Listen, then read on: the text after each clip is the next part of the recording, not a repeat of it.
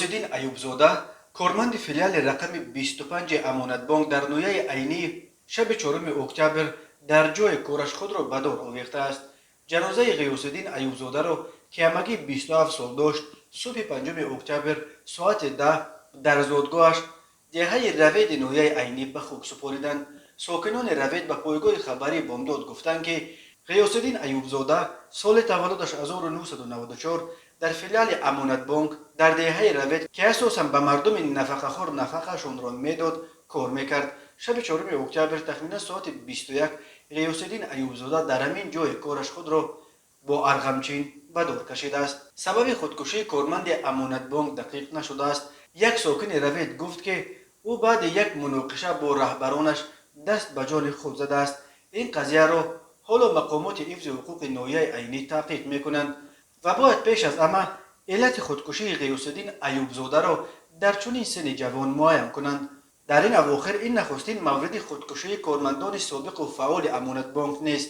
در پایان ماه مارس سال جاری جسد اکرام جبارزاده یک ساکن 42 ساله جماعت زرافشان ناحیه جبار رسولف ولایت سوق در پایتخت در ساحل بتونی دریای دوشنبه پیدا کردند.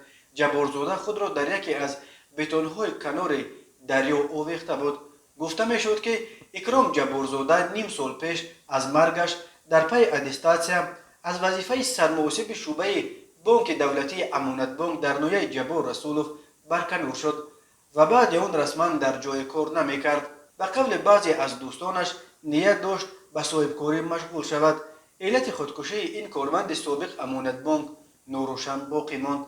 همین طور 5 اکتبر سال 2019 تخمین ساعت 16:40 سرمحاسب فیلیال امانت بانک در ناحیه اشکاشم عارف توردیف در بنای فیلیال خودکشی کرد. بنا به خبرها عارف توردیف خود را از سلاحی که محافظان برای تامین امنیت بانک میگیرند و آن روز آن سلاح در دیوار آویزان بوده است پرانده است. به گفت آنهایی که توردیف را میشناختند یک سبب اساسی خودکشی او نگذشتن از اتستاسیا شده است. کارمندان امانت بانک هر 2 سال باید از اتستاسیا گذرند. بانک امانتگذاری امانت بانک دولتی بوده با نزدیک 5 میلیارد سومانی سرمایه عمومی و صدها فیلیال در سراسر جمهوری در حال حاضر بزرگترین بانک تاجیکستان است.